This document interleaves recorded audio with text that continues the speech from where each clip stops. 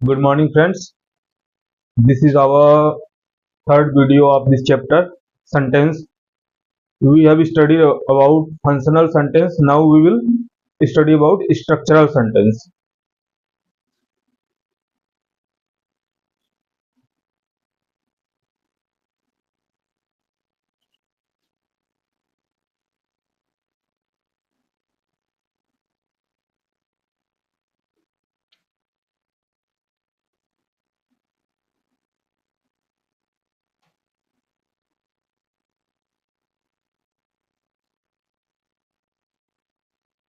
Structural sentence भी four types के होते हैं।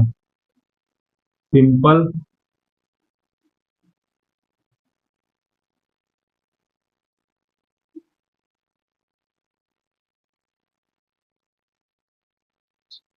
कॉम्प्लेक्स,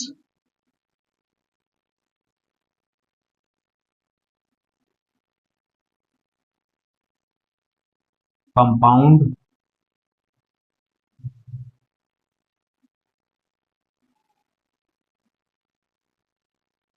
एंड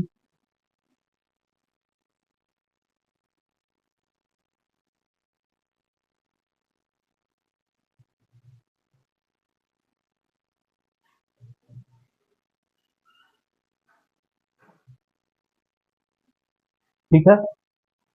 इससे पहले कि हम लोग स्ट्रक्चरल सेंटेंसेस के बारे में पढ़ें, हमको दो चीजें जाननी है।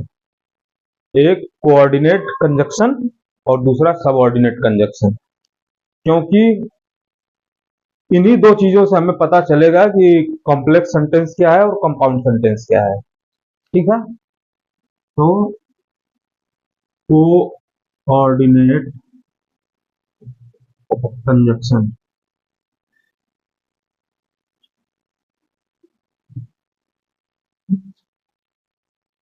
और सबऑर्डिनेट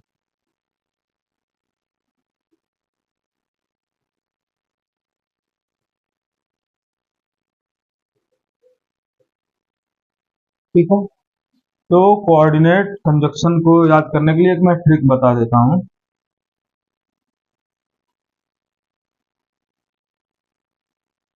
ओके, इसमें हो जाएगा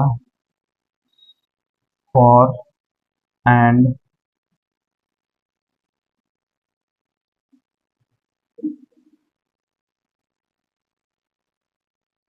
और एंड नॉर बट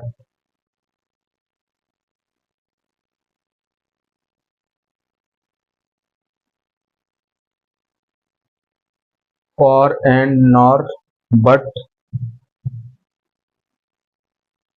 और एट एंड सो, ये कोऑर्डिनेट कंजक्शन हो गया। जहां जैसे क्या है ना कि सेंटेंस, अगर कोई सेंटेंस बनाएंगे तो जैसे सिंपल सेंटेंस हो गया, तो सिंपल सेंटेंस में हो गया कि आई ईट। इसमें सिंपल सेंटेंस जो है वो सिंपली एक सब्जेक्ट होगा और एक वर्ब होगा। उसे सिंपल सेंटेंस बोलेंगे और उसी को मेन क्लॉज बोलेंगे, उसी को प्रिंसिपल क्लॉज बोलेंगे। ठीक है, तो ये सिंपल सेंटेंस हो गया। अब कॉम्प्लेक्स सेंटेंस की बात करेंगे हम लोग। तो कॉम्प्लेक्स सेंटेंस में क्या होगा,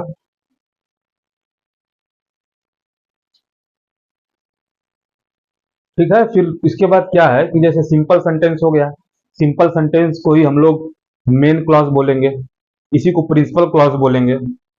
ओके, फिर उसके बाद कॉम्प्लेक्स सेंटेंस है। तो कॉम्प्लेक्स सेंटेंस जब बनाएंगे ना, तो उसमें हमें देखने के लिए मिलेगा क्या, सबऑर्डिनेट क्लॉज। और सबऑर्डिनेट क्लॉज में हम लोग पहचानेंगे कैसे कि सबऑर्डिनेट क्लॉज है, तो सबऑर्डिनेट क्लॉज में हम देखेंगे सबऑर्डिनेट कंजक्शन को। तो सबऑर्डिनेट कंजंक्शन क्या होता है, जैसे हमें अनटिल हो गया, अनलेस हो गया, until unless before after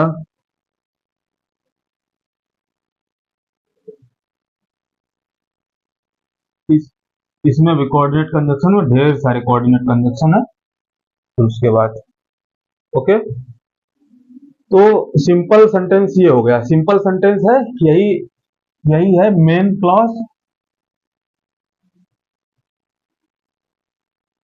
और यही है principal clause.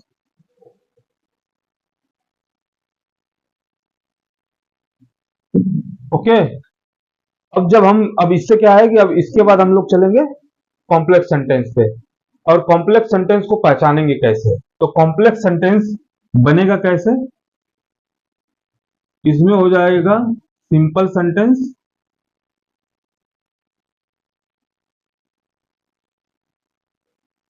Plus subordinate clause.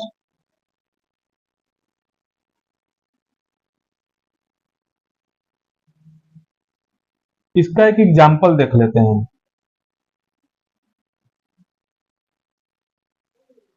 आई ईट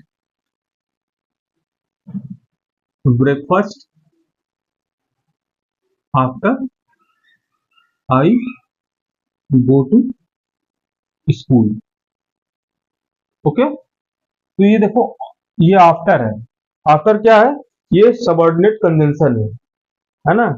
तो इससे ये पता चलेगा ना कि ये कॉम्प्लेक्स सेंटेंस है जिस सेंटेंस में सबऑर्डिनेट कंजंक्शन का यूज होगा, या मेन क्लॉज या सिंपल सेंटेंस को हम ऐड करेंगे सबऑर्डिनेट कंजंक्शन की हेल्प से, तो वो सेंटेंस कॉम्प्लेक्स सेंटेंस होगा। सिंपल सी बात है, ज्यादा कुछ नहीं इसमें देखना है। कॉम्प्लेक्स सेंटेंस हम उस सेंटेंस को बोलेंगे जिसमें सबऑर्डिनेट कंजंक्शन का यूज हुआ हो। ओके, ये इसके एग्जांपल होगा, इसको नोट डाउन कर लेंगे। इसमें ज्यादा कुछ डिफिनेशन की जरूरत नहीं है, इसलिए क्योंकि सिंपल सेंटेंस क्या होता है, ये सिंपली सब्जेक्ट और वर्ब, ये हो गया सिंपल सेंटेंस। और कॉम्प्लेक्स सेंटेंस क्या हो जाएगा, एक simple sentence plus subordinate conjunction के साथ एक सेंटेंस।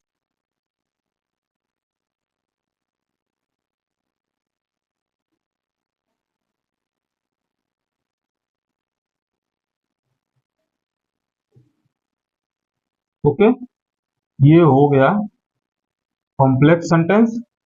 अब कंपाउंड सेंटेंस के बारे में जानेंगे।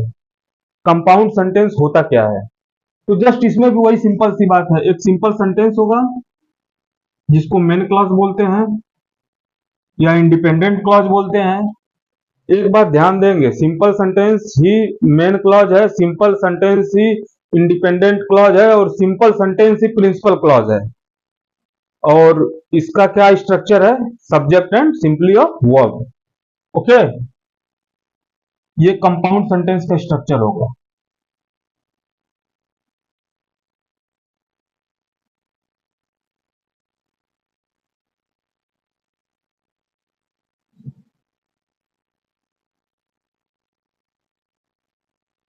ये फर्स्ट हो गया, ये सेकंड हो गया, ये थर्ड हो गया, यही है। बस यही सिंपल सा है, इसमें ज्यादा कुछ है नहीं। ओके, इसका एक एग्जांपल देख लेते हैं। ठीक है, आई ईट ब्रेकफास्ट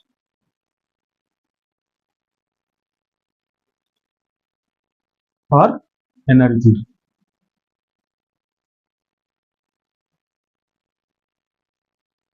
फॉर, ठीक है, ये फॉर क्या है, ये कोऑर्डिनेट कंजंक्शन है। और ये सिंपल सेंटेंस है, प्रिंसिपल क्लॉज है, मेन क्लॉज है, इंडिपेंडेंट क्लॉज है।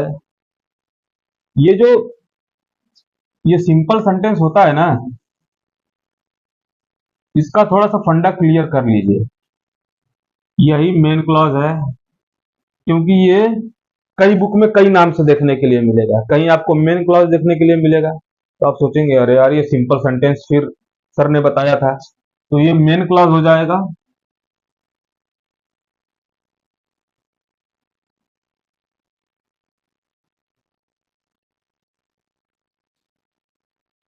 प्रिंसिपल क्लॉज,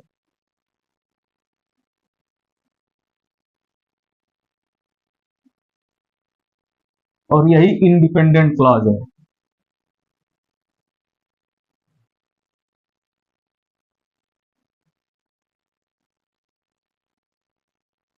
इंडिपेंडेंट क्लॉज क्यों बोलते हैं? इंडिपेंडेंट क्लॉज ये इसलिए है क्योंकि खुद को पूरा करने के लिए इसे किसी की जरूरत नहीं है। लाइक एग्जाम्पल इसका है ना कि आई ईट, मैं खाता हूं, है ना।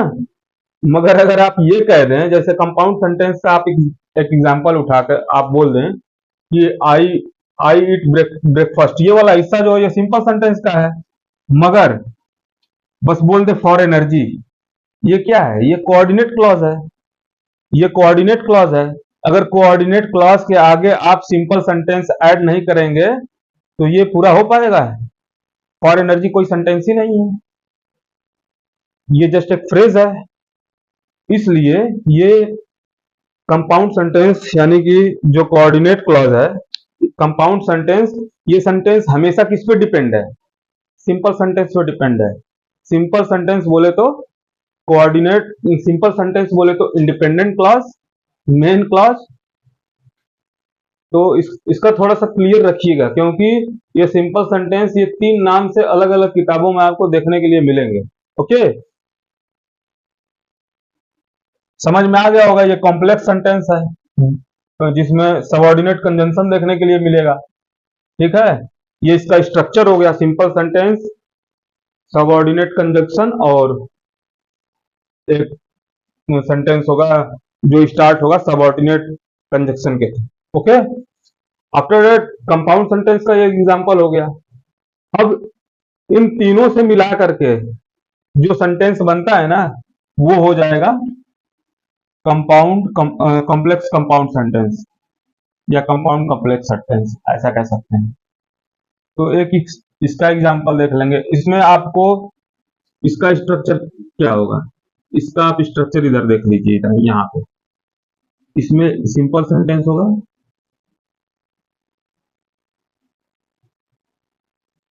प्लस सबऑर्डिनेट कंजक्शन हो जाएगा। पहले कोऑर्डिनेट कर लेते हैं, कोऑर्डिनेट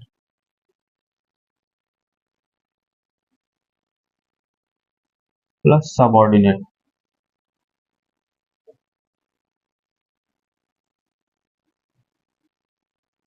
ठीक, इनमें तीनों चीजें देखने के लिए मिलेगी, और ये बहुत मुश्किल मुश्किल नहीं कर सकते हैं। इसीलिए ये दो आपको देखने के कह रहे हैं ना, कि जैसे क्या है कि इसमें कॉम्प्लेक्स भी होगा, कंपाउंड भी होगा। तो दोनों टाइप की जो कंजंक्शन है, कॉम्प्लेक्स कंजंक्शन और सबऑर्डिनेट कंजंक्शन, ये आपको इसमें दोनों देखने के लिए मिलेंगे। ठीक है ना।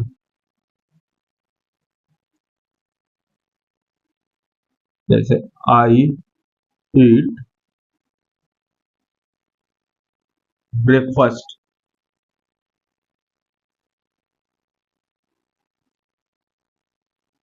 फॉर एनर्जी,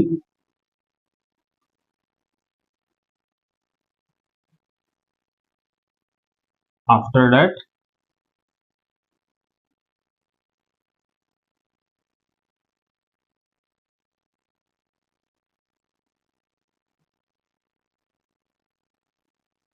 आई ईट, बच्चे आई ईट हो गया सिंपल सेंटेंस। ठीक, फिर ये देखो फॉर, फॉर आ गया ना। ये फॉर क्या है? ये कोऑर्डिनेट कंजंक्शन है। ठीक, एंड देन आफ्टर दैट ये क्या है? ये सबऑर्डिनेट कंजंक्शन है। इसीलिए इस सेंटेंस को हम क्या बोलेंगे? कॉम्प्लेक्स कंपाउंड सेंटेंस या कंपाउंड कॉम्प्लेक्स सेंटेंस। ओके, तो ये सेंटेंस था। इसके ढेर सारे एग्जाम्पल होंगे, जब आप बुक्स वगैरह पढ़ेंगे तो आपको इसके ढेर सारे एग्जाम्पल्स वगैरह पढ़ने को मिलेंगे। तो ये हमारा सेंटेंस था, और इसी के साथ ये जो सेंटेंस वाली टॉपिक खत्म होती है। और अगली वीडियो में हम लोग पार्ट्स ऑफ स्पीच, नाउन वगैरह के बारे में पढ़ेंगे। Thank you very much. स्वस्थ रहिए, मस्त रहिए।